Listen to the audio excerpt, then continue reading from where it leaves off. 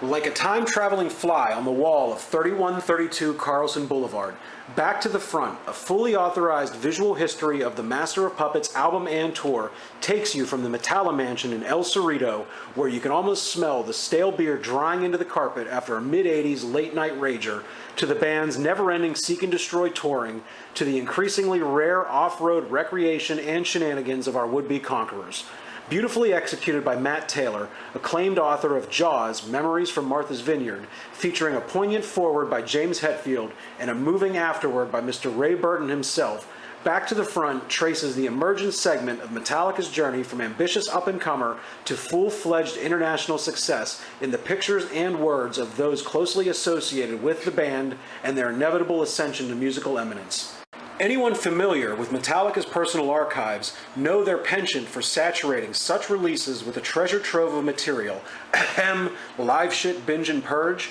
and Back to the Front is no exception. Augmented with personal photos and recollections from friends, family, fans, and crew members, this book offers a full immersion into the world of Metallica, from the beginning of the Master of Puppets writing session in March and April of 1985 until that tragic September morning in 1986.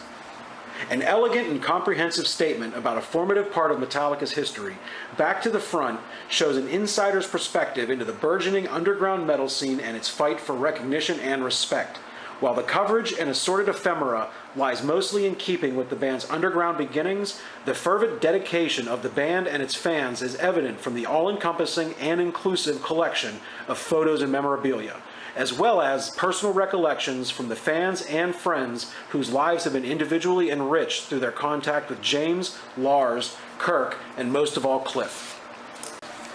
The introduction begins at the heart-rending end. As the final minutes tick away in the early morning hours of September 27th, the author recounts the band's short but revolutionary existence against the backdrop of a tour bus at rest. James trying to unwind and sleep in the back lounge, Lars, Kirk, Cliff, and assorted crew members attempting to sleep in the less than ideal conditions they find in the bunks of their replacement bus. As the bus veers wildly and launches the band into an uncertain future, Chapter 1 returns us to where this journey begins, at the Metallica mansion in El Cerrito, recently returned from the successful touring cycle for Ride the Lightning, partying with friends at 3132 Carlson, jamming in the famed garage, and headbanging to local death metal pioneers The Possessed. With modest label support and some merchandising money, Metallica are able to enjoy the fruits of being returning metal warriors, home from invading the world, and fully turn their attention to crafting Lightning's follow-up, the magnum opus Master of Puppets. The photos from inside their base in El Cerrito are a genuine snapshot into the camaraderie of the nascent extreme metal scene and show just how intertwined bands and fans are in the metal community. One-off festival shows, long a part of Metallica's regular concert rounds, are highlighted with photos and personal memories from 1985's triumphant hometown performance at the Day on the Green Festival in the Oakland Coliseum, and the band's low placement but large reaction at the same year's Castle Donington Festival. Chapters 2 and 3 delve into the recording of Master of Puppets and the short break before embarking on the now legendary, career-solidifying tour with Ozzy Osbourne. The tip of a newly minted thrash metal spear, this book shows Metallica as a band piercing the traditional metal community with a new and vibrant sound. Venom's disrespect at 1985's Metal Hammer Festival, a good example of the resistance Metallica still faced, not only from scene heavyweights, but bands and individuals they admired and idolized. Getting some personal insight from Flemming Rasmussen into his techniques and methods when recording Master of Puppets, no matter how brief, is a revelation. Of equal enjoyment are the pictures and stories about the spastic children gigs from that era as well. Embarking on their tour, opening for Ozzy, from March to August of 1986, Chapters 4 and 5 largely follow the action, as the band barnstorms across America with the legendary Prince of Darkness himself. Stories of having to dodge Ozzy because of strict restrictions on recreational activities, and Cliff sneaking joints with the man himself. With a 1-month break between legs of the tour, well, not a complete break, the band did ship their equipment all the way to Europe to play a couple of festivals, including the Roskilde Festival in Lars' home country, Denmark. These chapters also cover Cliff's wisdom on the necessity of always carrying a hammer, and James's skateboarding accident that would make guitar tech John Marshall an honorary, performing member of the band for the first time. Also, a handful of theater dates with Armored Saint during the last week of May are remembered for Johnny Cash bringing his son to witness the mighty Metallica. Unfortunately, no impressions from Johnny Cash's son or even secondhand recollections from the Man in Black himself are included. Additionally, the author finds space for an earnest remembrance of John Loftus, the fan who lost his life after falling from the balcony at the Long Beach, California show on June 14, 1986. On top of the world, the band prepares for their headlining European tour in support of Master of Puppets, unaware of the unqualified highs the upcoming shows will bring, but unknowingly about to face the greatest loss the band will ever know. Cliff gets in one last spastic children's gig with James, opening for the Mentors before setting off to play to increasingly rabid and voracious audiences across Europe. Recollections of scaring English mainstream artists at their Birmingham rehearsal space, torrents of spit from appreciative UK audiences, and Anthrax's delight at learning that the tour will be catered are all recounted.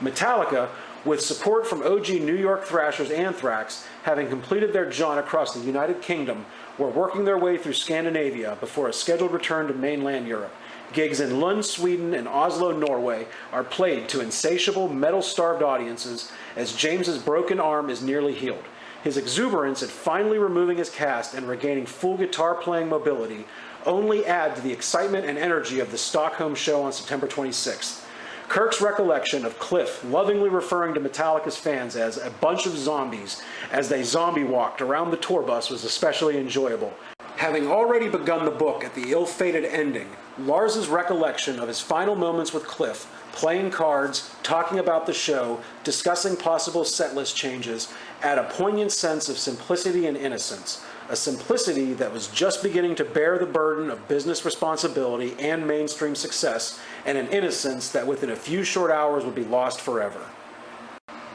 Having purchased the limited deluxe edition, this stunning cloth-bound book comes housed in an exclusive case that also contains a small portfolio featuring a 1 1/4 inch by 1 1/4 inch square piece of a road case used to ship and transport the band's equipment for the Master of Puppets recording session and the subsequent tour. Owning a small piece of the band's history is an amazing way for Metallica to give their fans something truly special.